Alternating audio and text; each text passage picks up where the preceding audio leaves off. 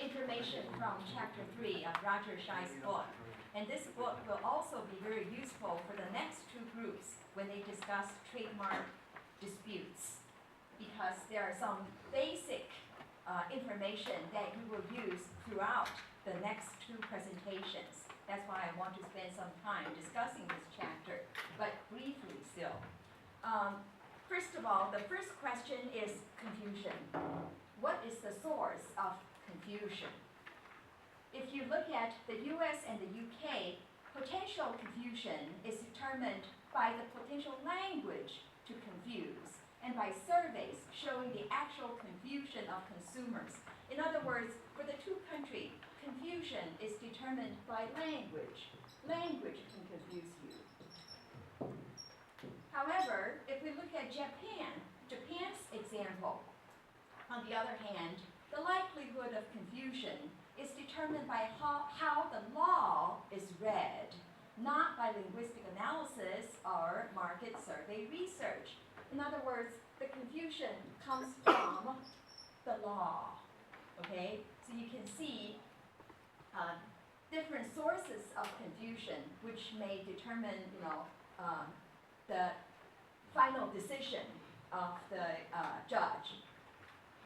That's the first point I want to make, is the potential source of confusion, whether it comes from the language, so you have to do some linguistic analysis and market survey to determine the meaning of the language, or you read the law carefully and interpret the law, right, to see if there's any violation of the law. That's the different perspectives. The second question I want to address is globalization. In the past, there wasn't a big issue, just like when you discuss iCash. Without globalization, maybe a local company or local company like iCash wouldn't hurt anybody. However, when globalization becomes the trend, then there are a lot of issues. We are no longer confined by our national boundary, but we are dealing with the whole world. Okay, so here's one example. In the past, a man who is named A.R. Manny lived a happy life. He ran his own company and he established internet domain name as www.armony.com. However, when another company, Armani came, Giorgio Armani was upset about this little businessman A.R. Armani who used this domain name for his small business.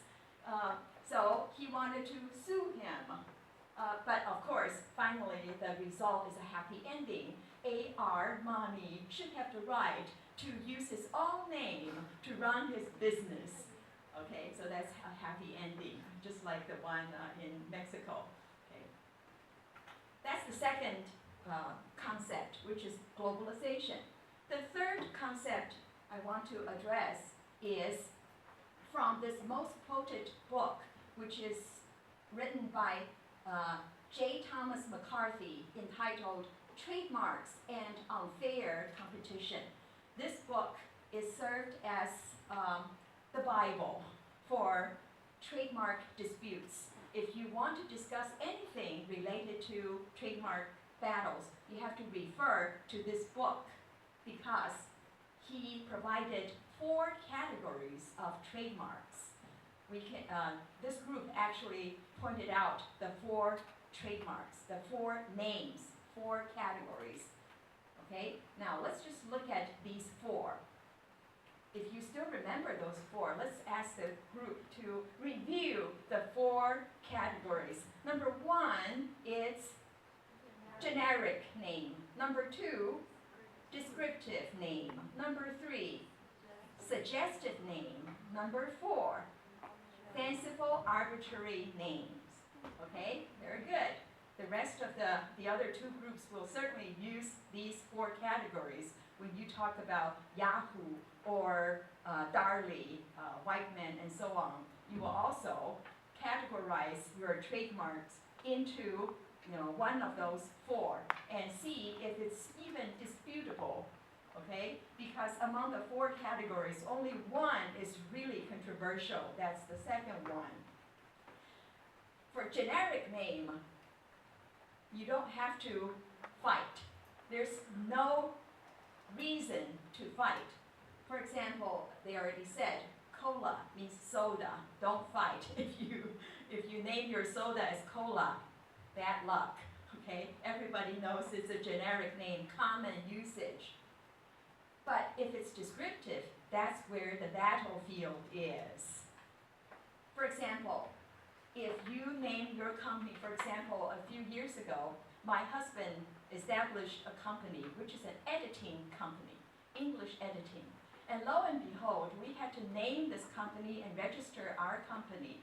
And I thought I was very wise, so I started to think about a good name for this English editing company, but I had no knowledge of trademark disputes at that time. And I had no idea there are 4 groups of trademarks. I just stupidly picked one name, which is professional. Professional English editing. Professional is a descriptive name.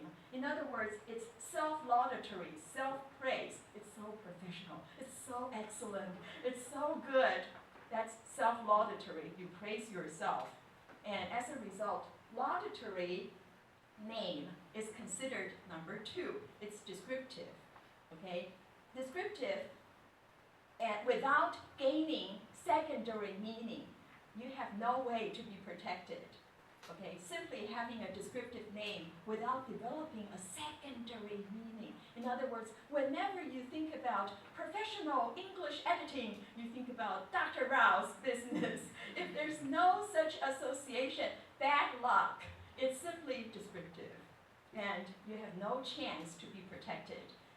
So at that time, I was so naive. I thought, nobody used this name as a trademark.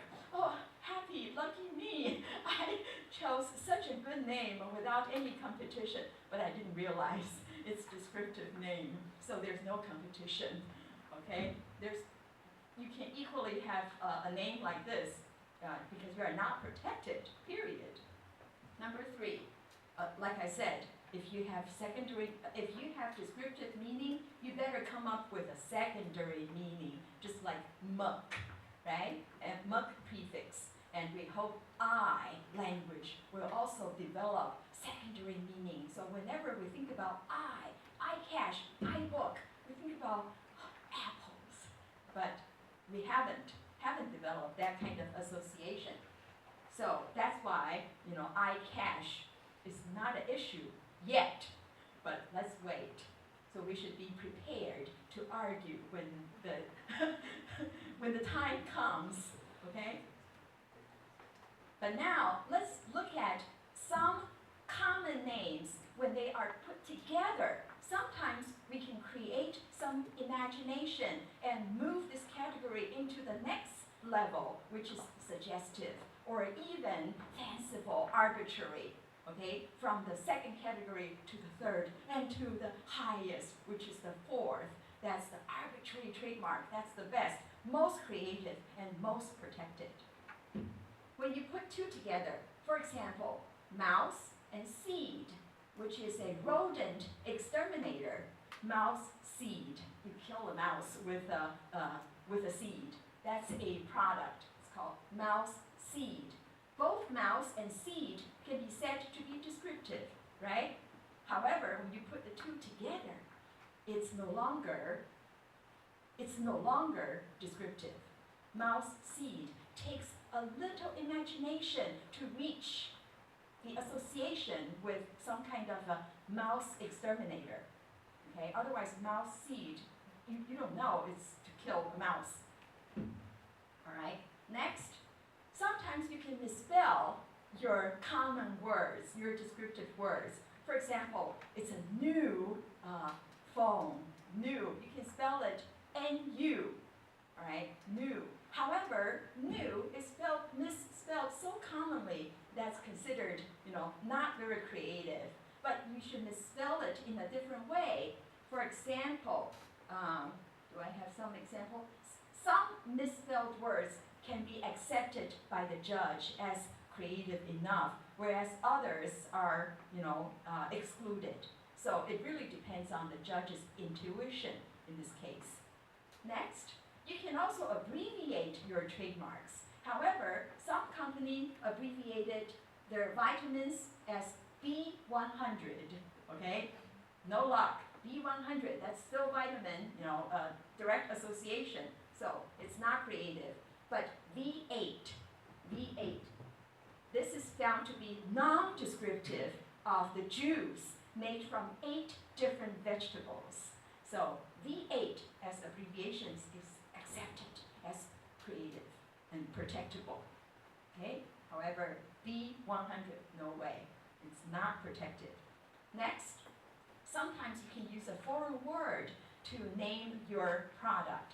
In this case, in the US, it depends on whether this foreign word gives American customers the impression of an ordinary garden variety generic name or something really creative. You cannot make the association directly.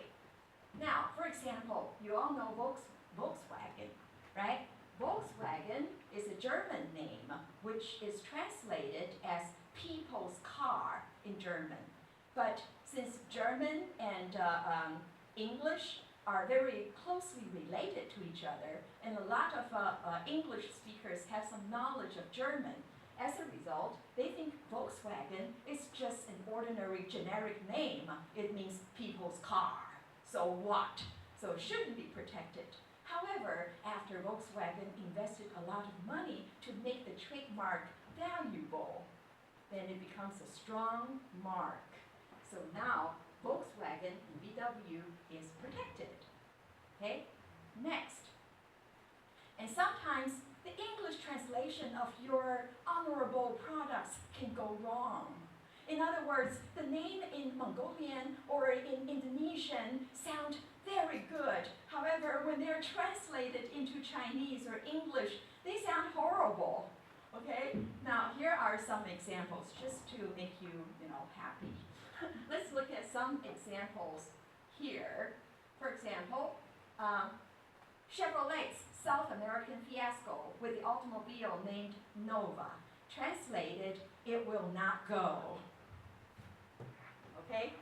Nova is translated as it will not go as an automobile. It really defeats the purpose. Next, Pinto in Brazil is translated as tiny male genitals. That's another problem. All right? That's Ford's company's problem. Next, another example is Japan's Kinki Nippon Tourist Company. Kinki is a good name in Japan, but kinki means twisted. So sometimes it's twisted sexual relationship. So kinki has other sexual innuendo. In other words, that's not a good name either. Next, the Cypriot soft drink called Zit, Z-I-T. Zit means pimples. You have some pimples on the face, that's not very good, even though it's a soft drink, right? That's another bad example. Next, the Swedish toilet paper called crab. Crab. Check the dictionary. It's crabbish. Toilet paper, that fits. Next, the Finnish product for unfreezing car doors called Super Piss. Unfreezing, that's very fitting too. Unfreezing car doors called Super Piss. Or the Scandinavian Electrolux vacuum cleaner slogan, nothing sucks like Electrolux. That's also not a very suitable name, not a very honorable, suitable name. So that's the problem of English translation. And sometimes we want to borrow prestige from different countries. Whenever you have a product like perfume or furs, you want to use a name from France, Francais, right? To give you French romantic perfume. That kind of feeling, right? You want to borrow it. And when it comes to technology product, you think about Japan as good technology, so you want to carry a positive connotation by using the Japanese language name. That's borrowing. When you borrow a name, do you violate some trademark problem too? That's another issue, okay? Next, sometimes the descriptive name can be misdescriptive, although it's not deceptive. In other words, it doesn't describe your product accurately. However, you're not being deceptive. You're not trying to deceive anybody intentionally. For example, here's a product called glass wax. You use this, no wax. Actually, there's no wax in this product. You want to use it to clean.